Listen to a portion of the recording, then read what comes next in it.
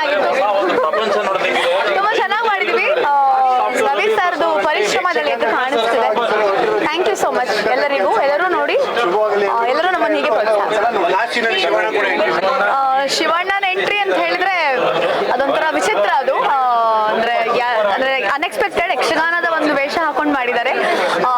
ಅದನ್ನ ಪಾರ್ಟ್ 2 ಅಲ್ಲಿ ನೋಡ್ಬೇಕು ಇನ್ನು ಹೇಗಿರುತ್ತೆ ಅನ್ನೋದನ್ನ. Thank you. ತುಂಬಾ ಕಷ್ಟ ಇದೆ ಅದರಲ್ಲಿ. ಒಂದೊಂದು ಪ್ರೇಮಲ್ಲಿ ಗೊತ್ತಾಗ್ತದೆ ರವಿ ಸರ್ ಕಷ್ಟ ಏನಿದೆ ಅದರಲ್ಲಿ ಹೆಂಗ್ ಮಾಡಿದಾರಂತ. ಸೊ ಅದ್ಭುತ ಸರ್, ನಿಜವಾಗಿ ಹೇಳ್ತೀನಿ. ಪಿಕ್ಚರ್ ಬಂದು ನೋಡಿ ಸರ್, ಎಲ್ಲ ಅಭಿಮಾನಿಗಳಿಗೆ ಹೇಳ್ತೀನಿ, ಕನ್ನಡ ಸಿನಿಮಾ ಯಾಕೆ ಕೊಡಲ್ಲ ಅಂತೀರ, ಬಂದು ನೋಡಿ ಯಾಕೆ ಹೋಗ್ತಾ ಇಲ್ಲ ಸಿನಿಮಾ ಅಂತ. ಬ್ಯೂಟಿಫುಲ್, ಅದ್ಭುತವಾಗಿದೆ ಸರ್, ತುಂಬಾ ಚೆನ್ನಾಗಿದೆ. ಶಿವಣ್ಣ ಹಂಚಿ ಪಾರ್ಟ್ 2 ಲೀಡ್ ಕೊಟ್ಟಿದ್ದಾರೆ. ಅದ್ಭುತ ಅಂದ್ರೆ ಮ್ಯೂಸಿಕ್ ನೋಡ್ತಾರೆ, ವಿಸಲ್ ಹೊಡೆದು ನಂಗೆ ಇದೇ ಆಗೋಯ್ತು. But next level Shivanna. First half opening ಒಂದು ಸೀನ್ ಬರ್ತಾರೆ, ಸೆಕೆಂಡ್ ಹಾಫ್ ಅಲ್ಲಿ ಅಲ್ಟಿಮೇಟ್ ಸೆಕೆಂಡ್ ಹಾಫ್ ಲೀಡ್ ಕೊಟ್ಟಿದ್ದಾರೆ. All the best. Second party wait ಮಾಡ್ತಾ ಇದ್ರಿ ರವಿ ಸರ್, ಆದಷ್ಟು ಬೇಗ ಮಾಡಿ. Thank you so much. Kannada ಚಿತ್ರರಂಗದಲ್ಲಿ ಒಂದು ಅತ್ಯುನ್ನತ ಚಿತ್ರ. ಈ ಯಕ್ಷಗಾನ ಕರಾವಳಿ ಭಾಗದವ್ರಿಗೆ, ಮಲೆನಾಡು ಭಾಗದವ್ರಿಗೆ ಮಾತ್ರ ಗೊತ್ತಿತ್ತು. ಅದನ್ನು ಇವತ್ತು ರವಿ ಬಸ್ರು ಅವರು ನಮ್ಮ ಫುಲ್ಲು ಕರ್ನಾಟಕಕ್ಕೆ ತೋರಿಸಿದ್ದಾರೆ. ಚಿತ್ರನ ಪ್ರತಿಯೊಬ್ಬರು ಕನ್ನಡಿಗರು ಕೇಳ್ಕೊಂತೀನಿ, ಬಂದು ಥಿಯೇಟ್ರಲ್ಲಿ ನೋಡಿ ಈ ಚಿತ್ರನ ಹರಿಸಿ ಬೆಳೆಸಿ. ತುಂಬ ಒಳ್ಳೆ ಚಿತ್ರ ಸರ್. ಶಿವಣ್ಣನ ಎಂಟ್ರಿ ಹೇಳಂಗಿಲ್ಲ. ಮೈನ್ ಥಿಂಗ್, ನಾನು ಶಿವಣ್ಣನ ಅಭಿಮಾನಿ, ಶಿವಣ್ಣಗೋಸ್ಕರ ನಾವು ಬಂದಿರೋದು. ಬಟ್ ಚಿತ್ರ ನೋಡಿದ್ರೆ ಫುಲ್ ಚಿತ್ರಕ್ಕೆ ಅಭಿಮಾನಿ ಆಗಿದ್ದೀನಿ. ಶಿವಣ್ಣನ ಆ್ಯಕ್ಟಿಂಗ್ ಮಾತ್ರ, ಶಿವಣ್ಣನ ಅವರ ನಟನೆಗೆ ದೊಡ್ಡ ಮನೆ ಹೋಲ್ಸೋಕ್ಕಾಗಲ್ಲ, ಅವ್ರ ಹೇಳಕ್ಕೂ ಆಗೋದಿಲ್ಲ. ನಟನೆ ಮಾತ್ರ ತುಂಬ ಚೆನ್ನಾಗಿದೆ, ದೊಡ್ಡ ಮನೆ ಇದೆ. ಸೂಪರ್ ಚಿತ್ರ ಸರ್. ಬೆಳ್ಳಿ ತೆರೆಯ ಮೇಲೆ ರವಿ ಬಸ್ರವರು ತಂದಿದ್ದಾರೆ. ಅವರ ಸಾಹಸಕ್ಕೆ ನಾವು ಮೆಚ್ಚಲೇಬೇಕು. ಕಾಂತಾರದ ಇನ್ನೊಂದು ಮಡಿಲನ್ನು ನಮ್ಮ ರಾಜ್ಯಕ್ಕೆ, ನಮ್ಮ ದೇಶಕ್ಕೆ ಅರ್ಪಿಸ್ತಾರೆ. ಯಕ್ಷಗಾನವನ್ನು ಕಲೆಯನ್ನು ಇಡೀ ಪ್ರಪಂಚಕ್ಕೆ ಪರಿಚಯಿಸುವಂಥ ಕೆಲಸವನ್ನು ರವಿ ಬಸ್ರವರು ಮಾಡಿದ್ದಾರೆ.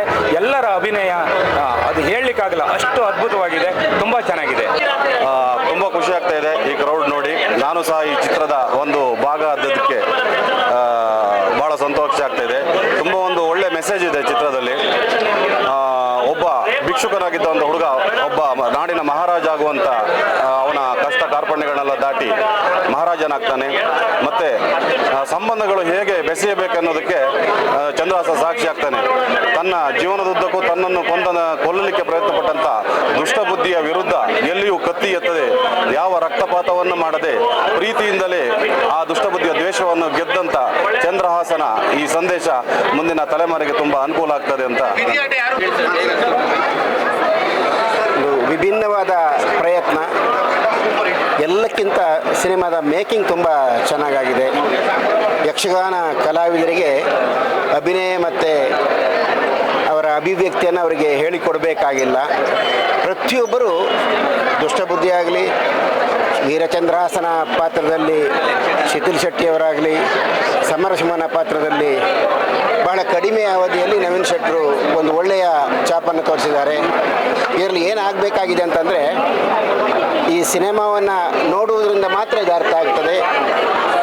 ಅದು ಜನಮಾನಸದಲ್ಲಿ ನಿಲ್ಲುವಂಥ ಒಂದು ಸಿನಿಮಾ ಆಗಿ ಇತಿಹಾಸದಲ್ಲಿ ಇದೊಂದು ಹೊಸ ಇತಿಹಾಸವನ್ನು ಸೃಷ್ಟಿಸೋದನ್ನು ಅನ್ನುವಂಥ ಅಭಿಪ್ರಾಯವನ್ನು ನೀಡಲಿಕ್ಕೆ ಬಯಸ್ತೇನೆ. ಪ್ರತಿಯೊಬ್ಬರು ಈ ಸಿನಿಮಾವನ್ನು ನೋಡಬೇಕು, ಆ ಮೂಲಕ ಯಕ್ಷಗಾನ ಕಲೆಯನ್ನು ಬೆಳೆಸಬೇಕು. ಇನ್ನಷ್ಟು ಈ ರೀತಿಯ ಸಿನಿಮಾಗಳು ಬರುವ ಹಾಗೆ ಆಗಬೇಕು. ಫಿಲಮ್ ಚೆನ್ನಾಗಿದೆ, ಫಿಲಮ್ ಸೂಪರ್ ಆಗಿದೆ. ಕನ್ನಡದಲ್ಲಿ ಪ್ರಥಮ ಬಾರಿಗೆ ಈ ಥರ ಚಿತ್ರವನ್ನು ಮಾಡಿರೋದು ಇದೆ. ಅಂದರೆ ಡಾಕ್ಟರ್ ರಾಜ್ಕುಮಾರ್ ಅವರು ಎಲ್ಲ ಅಭಿನಯವನ್ನು ಮಾಡಿದರು, ಆದರೆ ಯಕ್ಷಗಾನದಲ್ಲಿ ಯಾವತ್ತೂ ಮಾಡಿರಲಿಲ್ಲ.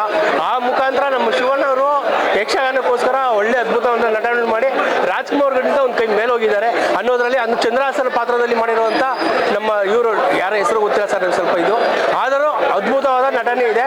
ಈಗ ಹೇಳ್ಬೇಕಾದ್ರೆ ರವಿ ಬಸ್ರು ಸರ್ ಸೂಪರ್ ಆಗಿ